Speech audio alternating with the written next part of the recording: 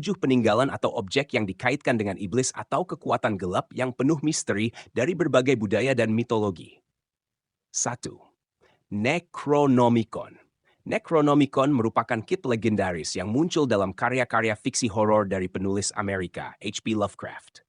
Dalam ceritanya, Necronomicon digambarkan sebagai buku kuno yang ditulis oleh seorang pria gila bernama Abdul Al-Hazret, seorang penyair Arab dari Yaman yang memiliki pengetahuan mendalam tentang dunia supranatural dan entitas kosmik.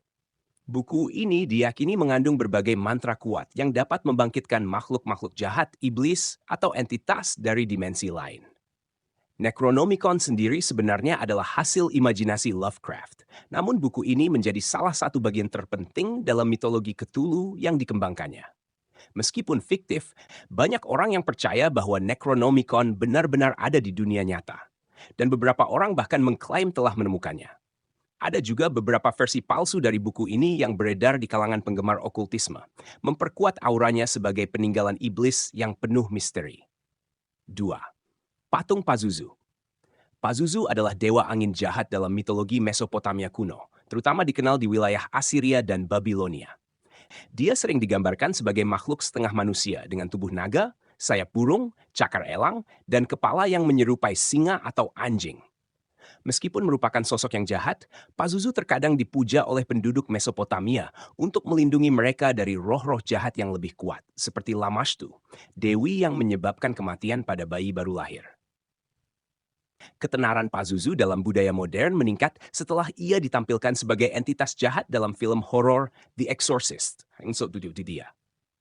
Dalam film ini, patung Pazuzu ditemukan di sebuah penggalian arkeologi di Irak, menandai dimulainya rangkaian kejadian supranatural yang mengerikan.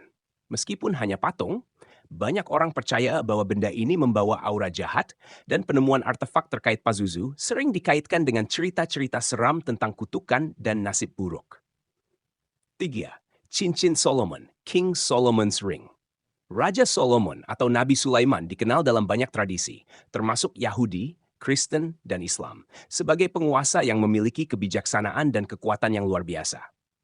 Salah satu legenda yang terkenal adalah bahwa dia memiliki sebuah cincin yang memberinya kekuatan untuk mengendalikan para jin dan iblis. Cincin ini sering disebut sebagai Segel Sulaiman, dan dikatakan memiliki simbol bintang atau heksagram yang dipercaya mampu mengendalikan kekuatan supranatural. Menurut legenda, Solomon menggunakan cincin ini untuk memaksa iblis dan makhluk gaib lainnya membangun kuil Sulaiman.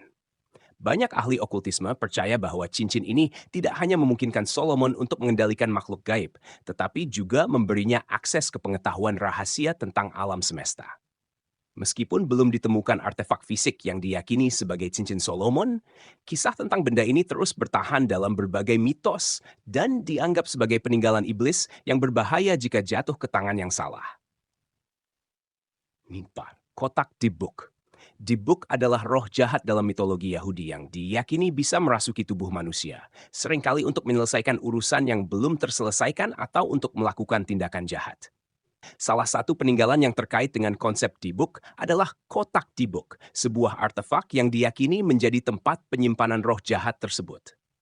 Salah satu kotak Dibuk yang paling terkenal adalah kotak anggur tua yang dijual di eBay pada tahun 2003. Penjualnya mengklaim bahwa kotak tersebut telah menyebabkan serangkaian peristiwa paranormal, termasuk mimpi buruk, penyakit mendadak, dan nasib buruk bagi pemiliknya. Kotak ini menjadi subjek penelitian paranormal dan akhirnya menginspirasi film The Possession 2012. Meskipun beberapa orang skeptis tentang keberadaan Dibuk dan kekuatan kotak tersebut, kisah-kisah tentang kutukan yang terkait dengan kotak Dibuk terus berlanjut. 5. Pedang Kusanagi. Pedang Kusanagi, atau yang sering disebut sebagai pedang pemotong rumput, adalah salah satu dari 3 harta karun suci dalam mitologi Jepang.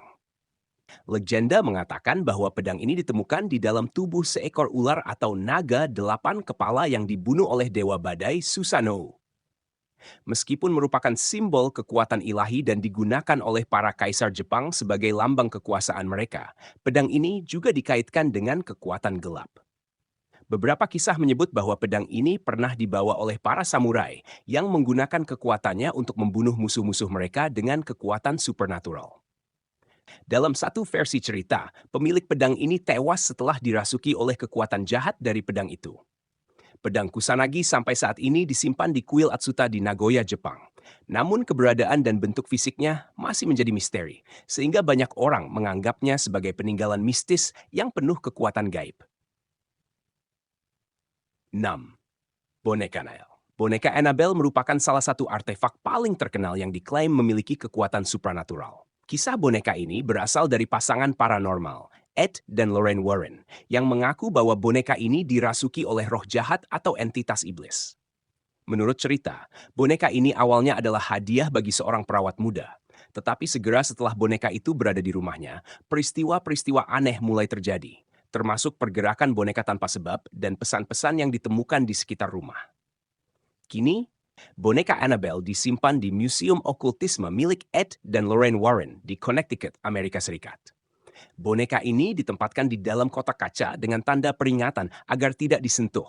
Karena menurut Warren, boneka ini masih membawa kutukan dan potensi untuk menyebabkan kerugian bagi siapapun yang mendekatinya. Kisah Annabelle menjadi inspirasi utama untuk beberapa film dalam The Conjuring Universe, memperkuat reputasi boneka ini sebagai peninggalan iblis yang mengerikan. 7. Baphomet. Baphomet adalah sosok yang sering dikaitkan dengan iblis dalam budaya populer, meskipun asal-usulnya sebenarnya lebih rumit. Dalam sejarah, Baphomet pertama kali disebutkan dalam tuduhan terhadap Ordo Kesatria Templar pada abad ke-15, di mana mereka dituduh menyembah sosok iblis bernama Baphomet. Gambar klasik Baphomet adalah sosok bertanduk yang sering digambarkan dengan tubuh manusia, kepala kambing, dan sayap, sebuah simbol yang diadopsi oleh berbagai kelompok okultisme. Cawan Baphomet diyakini digunakan dalam ritual-ritual sihir hitam dan penyembahan iblis, meskipun belum ada bukti fisik yang konkret. Namun, banyak simbol Baphomet yang ditemukan di berbagai peninggalan okultisme dan sihir dan seringkali digunakan sebagai bagian dari alat ritual yang diklaim memiliki kekuatan gelap. Baphomet sendiri telah menjadi simbol yang sangat kuat dalam budaya pop dan terus dikaitkan dengan praktik-praktik sihir dan satanisme. Kesimpulan, ketujuh peninggalan ini, baik yang berakar pada mitos, fiksi, maupun fakta sejarah, mencerminkan rasa takut manusia terhadap hal-hal yang tidak diketahui dan kekuatan gelap yang melampaui alam nyata. Mereka menjadi bagian dari narasi kolektif tentang iblis dan dunia kegelapan yang penuh misteri, terus memicu rasa penasaran dan ketakutan hingga hari ini.